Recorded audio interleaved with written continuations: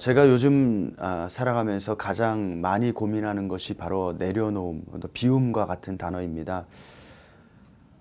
왜냐하면 사실 사람이 살아가면서 수없이 많은 정보, 지식, 문화 그런 것들을 담아두기는 하지만 그저 잊어버리는 것이지 비워내지는 잘 못한다라는 생각을 하죠.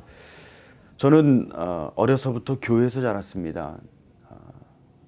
설교를 수없이 많이 들었고 수없이 많은 말씀을 배웠고 그리고 아버지의 무릎에 앉아서 성경을 읽었던 사람입니다.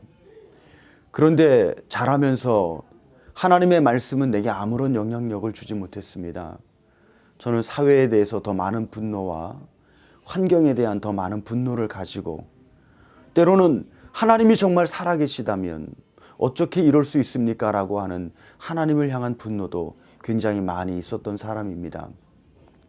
왜 그런가 하면 수없이 많은 하나님의 말씀을 들었지만 이 하나님의 말씀들이 내가 읽었던 성경들이 나에게 지식과 정보 이상은 되지 않았다는 거죠. 그러니까 지식도 되고 정보도 되어서 말은 할 수가 있는데 그것이 곧 나의 영적인 삶의 모습으로 드러나지 못함으로 인해서 저는 몸은 교회에 있고 몸은 하나님 곁에 있는 것 같지만 내 마음은 세상에서 내 마음껏 세상의 것들을 살아갈 수밖에 없었던 그런 이중적인 삶이 저뿐만 아니라 사실 모든 인간에게 그 크기와 정도에 따라서 조금씩 차이가 있지 그리스도인들 중에는 모두가 다 이런 이중적 성향들을 가지고 있는 것을 볼 수 있습니다. 그 이유가 뭐냐면 바로 비워내지 못하기 때문에 그렇죠. 우리의 기억 속에 있는 것들, 우리의 경험 속에 있는 것들, 그 모든 것이 자기의 또 하나의 삶과 인생이 되어서 하나님의 말씀을 자꾸만 밀쳐내고 그리고 적당히 어떤 한 거리선에 서서 더 가까이 오지 못하도록 막아내는 일들을 하고 있습니다. 저는 어떻게 하면 나를 비울 수 있을까라는 생각을 요즘 많이 합니다. 단순히 내가 갖고 있는 지식을 내려놓고 내가 갖고 있는 경험을 내려놓고 내가 갖고 있는 어떤 물질과 환경을 내려놓는 것 그것만이 비움인가라는 생각을 해보게 되죠.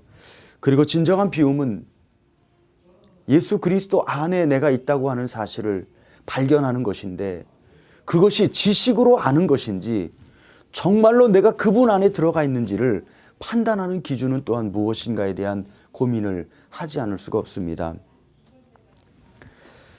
우리가 들어왔던 수없이 많은 하나님의 말씀들을 하나만 끄집어내 보라고 한다면 사람들은 자기가 감동받았던 이야기를 꺼낼 수 있습니다.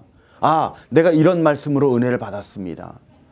그런데 거의 대부분의 사람은 내가 받은 은혜에 관해서 이야기를 하지 그 말씀으로 인해서 내가 이렇게 하나님의 일을 합니다.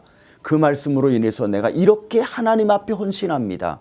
이렇게 나를 내려놓았습니다라고 말하는 분은 거의 없다는 것입니다. 저도 그랬고 제가 만난 많은 그리스도인들도 다 그렇습니다. 당신이 받은 하나님의 말씀, 당신의 가슴 속에 있는 하나님의 말씀을 하나를 꺼내놓는다면 무엇이 있습니까? 저는 이것을 꺼내놓겠습니다. 왜 그렇습니까? 그러면 내가 가장 힘들 때, 내가 무엇이 가장 필요할 때 이 말씀은 나를 위로했고 내게 힘을 주었습니다. 그리고 나면 답니다. 그래서 내가 어떻게 되었다라는 이야기를 하는 사람은 극히 드물다는 것이죠. 그래서 오늘 다시 한번 우리가 생각해 볼 수 있는 것은 우리가 비우면서 살면 좋겠다는 거죠. 그릇을 비울 때 그 그릇에 또 새로운 것을 넣을 수 있는 것처럼 과거의 것들이 남아있으면 더러운 것이 남아있으면 아무리 금 그릇이라도 거기에는 아무것도 담을 수가 없습니다.